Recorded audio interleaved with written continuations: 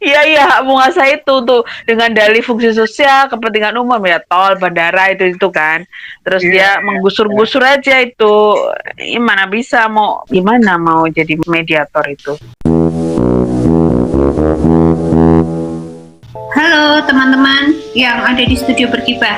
Halo. Halo. Halo. Sehat ya? Banget. Alhamdulillah. Sehat.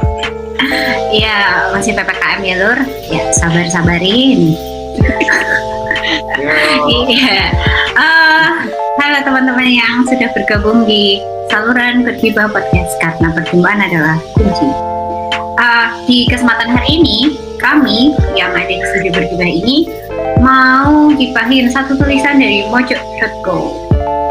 Judul Stop dorong anak muda Indonesia jadi petani, nanti mereka jatuh ke jurang.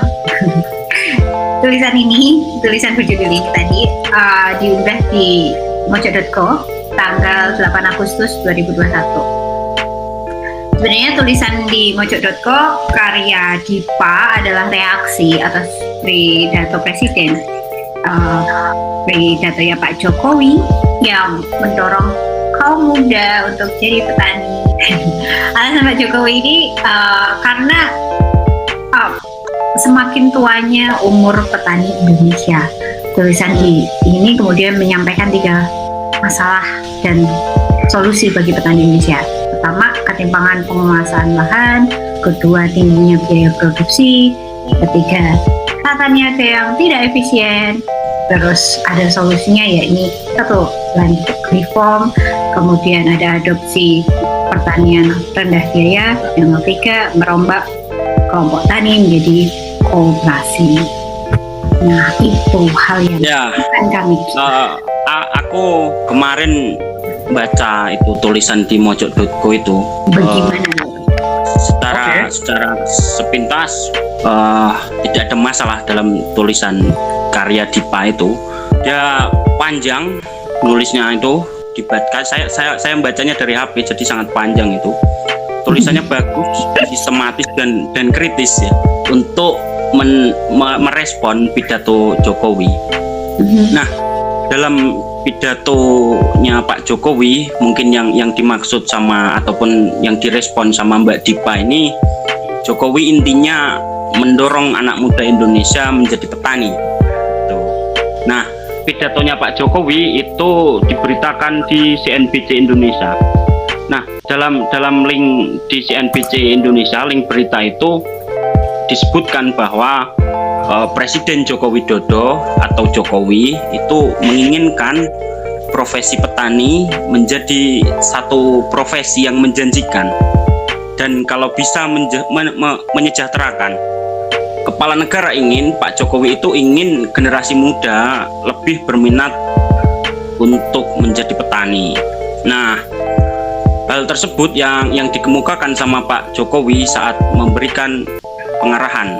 Itu disampaikan pada saat memberikan pengarahan pada pembukaan acara pengukuhan Duta Petani Milenial yang waktu itu kalau tidak salah disiarkan secara virtual pada hari Jumat. Duta Petani Milenial. Iya.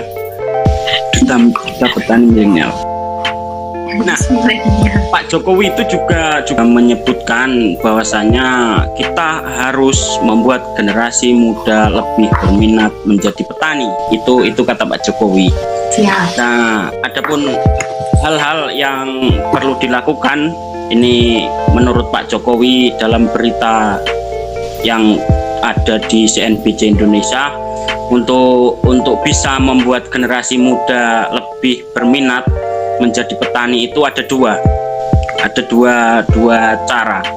Yang pertama, peningkatan profesionalisme dan daya saing petani. Itu yang pertama. Yang kedua, itu ada akses petani terhadap kredit usaha rakyat harus dimanfaatkan untuk meningkatkan produktivitas petani. Nah, dua itu yang perlu dilakukan menurut Pak Jokowi. Oke, iya, aku mau tambahi poinmu, bro. Jadi selain sistematis, kritis, dan barangkali bagus tulisan itu secara kebahasaan, itu juga kayak di-share banyak orang di media sosial kan ya. Aku lihat Ya, ada Iya.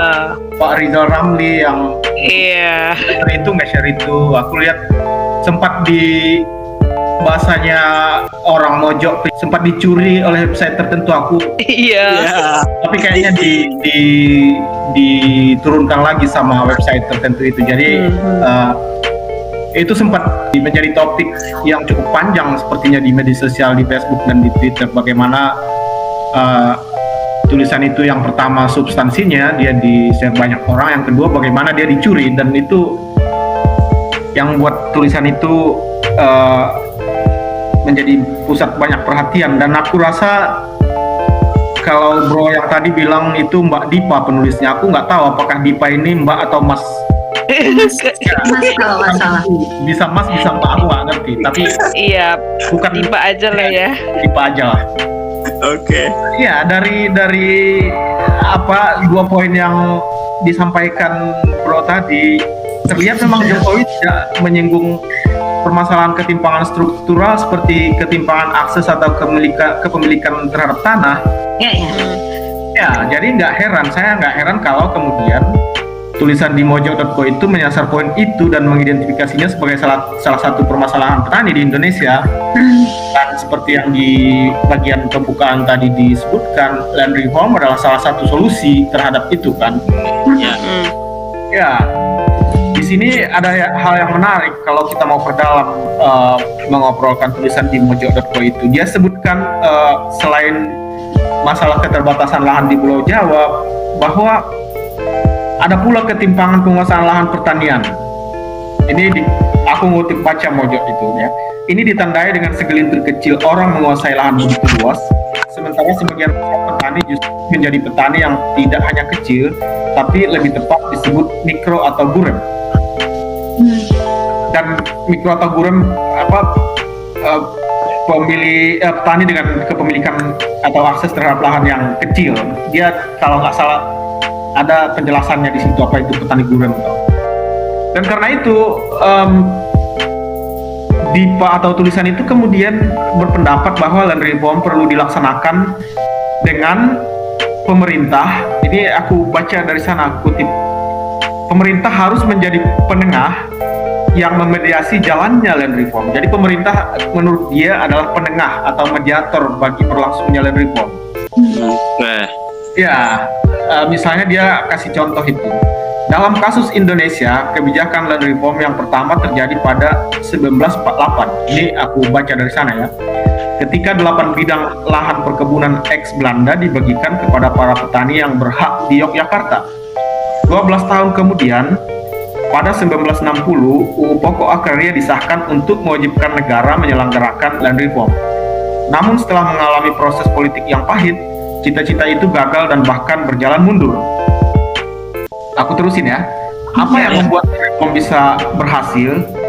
Menurut Wolf Ladensky, dia mengutip konsultan pertanian AS terkait land reform di Asia, kuncinya adalah keberpihakan pemerintah.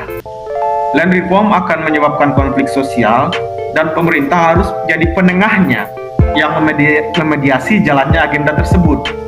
Hanya dengan otoritas yang tegas, land reform dapat dijalankan sampai selesai. Jepang adalah contoh sukses, berhasil menyelesaikannya hanya dalam kurun 2 tahun. Nah, menurutku atau barangkali ini yang perlu kita obrolin. Iya, iya. Ya, persis di titik pemerintah sebagai mediator itu ada hal yang perlu diperdalam. Jadi, ya, argumentasi seperti ini yang mendorong pemerintah sebagai mediator dalam land reform. Kalau aku membaca kalimat seperti itu, ataupun konsepsi seperti itu, ataupun pemikiran seperti itu, dia tuh membayangkan bahwa tanah yang akan dibagi itu adalah tanah dari orang atau non pemerintah dalam hal ini ya, yang memiliki tanah banyak, yang ditujukan kepada orang atau lagi-lagi non pemerintah di sini yang tidak memiliki tanah banyak. Jadi tanah orang yang punya tanah banyak dibagi kepada tanah orang yang tidak memiliki tanah banyak, tidak punya atau tidak memiliki tanah banyak. Nah, agar konflik sosial antar warga bisa dikendalikan, maka pemerintah mengambil peran sebagai mediator. Itu konsepsinya kan? Iya. Ya, mediator itu kan artinya penengah ya. Iya. Dalam kasus ini dia memediasi konflik antara warga yang memiliki tanah banyak, yang tanahnya akan dibagi kepada warga yang tidak memiliki atau memiliki sedikit tanah. Itu konsep mediator. Pemerintah berfungsi memediasi konflik dari dua kelompok itu. Itu yang aku baca dari tulisan di Mojo itu. Tulisan. Ya.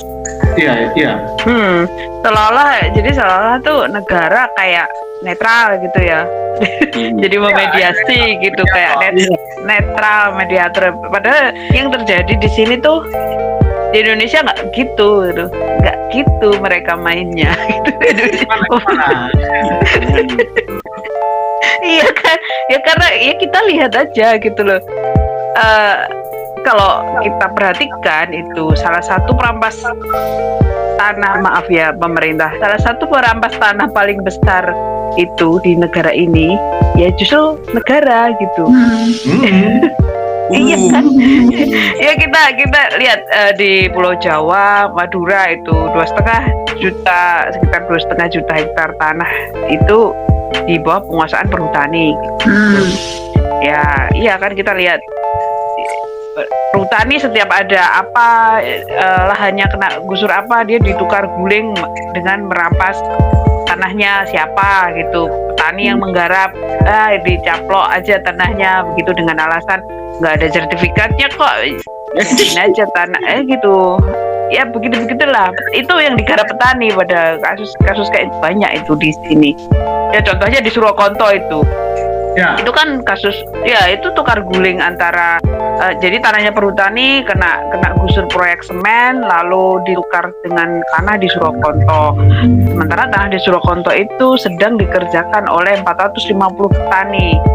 Digusur mereka dan iya sampai berkonflik dan sampai sidang di pengadilan, petaninya kalah, dihukum pula di penjara. Itu negara pelakunya gitu loh. Ya itu, dan itu ya itu negara gitu. Tadi aku ngomong perhutani, sekarang kita lihat Kementerian Kehutanan itu Indonesia itu menguasai 60% dari area daratan di Indonesia. Nah itu kan tanah yang banyak yang penguasanya siapa gitu ya, negara gitu. Mana bisa negara menjadi mediator dengan kondisi seperti itu. Itu kan terus mendistribusikan ya gimana, yang lalu aja Land Reform kan cuma mensertifikatkan aja, nggak ada distribusi yang itu kan yang Pak Jokowi itu. Terus selain tadi itu perhutani misalnya, ada TNI, ada lagi nanti Pemkot mana gitu. Aku kemarin itu habis ada diskusi sama teman-teman ini mahasiswa gitu. Ya dia mau menanam gitu. Ayo kita cari lahan gitu. Yang dia temui itu sepanjang lahan yang dia susuri itu semuanya tanah Pemkot gitu. Iya, halo kita di Semarang ya, itu Pemkot Semarang gitu. Dia pusing nggak ada lahan kosong, itu nemunya tanah Pemkot semua kan. Itu kan bukti bahwa tanah-tanah ini nggak ada buat mana yang mau di ini, semuanya dikuasai, hampir semuanya dikuasai negara gitu. Ada lebih banyak lagi contoh-contoh itu, maksudnya konflik-konflik yang warga berkonflik dengan justru negara gitu. Misalnya kayak di Urut Sewu itu 15 desa itu tanahnya dikuasai TNI, terus konflik sampai lama gitu. Terus kita tahu di Kulon Progo itu ya, karena kita hidup di Jawa Tengah ya, mungkin yang terdekat adalah Jogja mungkin. Kalau kita Kulon Progo itu, kalau kita lihat di media sosial tuh bagaimana konflik petani di sana dengan penggusuran untuk bandara, itu bandara yang sekarang udah jadi tapi kosong itu. Nah jadi negara itu kalau aku bilang ya menyerobot tanah rakyat itu, yang di negara bilang ilegal, rakyat itu dibilang ilegal, petani dibilang ilegal, mengerjakan tanah itu, menggarap tanah itu. itu negara memakai legalitas yang disebut DIPA tadi, justru memakai undang-undang pokok agraria gitu. DIPA tadi kan nyebut itu 12 tahun kemudian pada 1960 UU pokok agraria disahkan untuk mewajibkan negara menyelenggarakan land reform itu kan.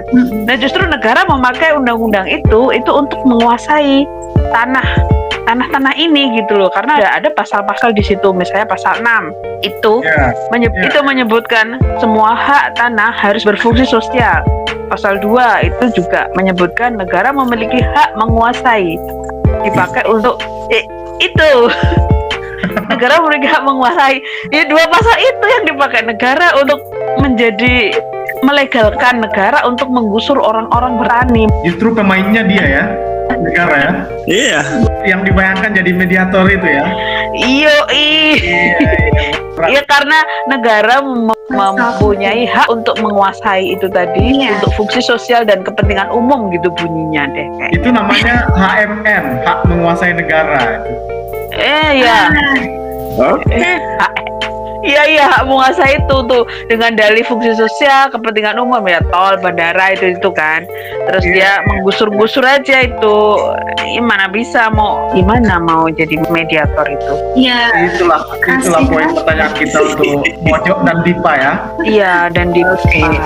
Nah, ini kutipan tulisannya Dipa itu kan dia ngomong dalam kasus Indonesia kebijakan land reform yang pertama terjadi pada tahun 1948 ketika 8 bidang tanah lahan perkebunan ex Belanda itu dibagikan kepada para petani yang berhak di Yogyakarta. Nah itu kan artinya kan terbukti tadi itu loh, pemerintah, penguasa negara itu menguasai tanah itu.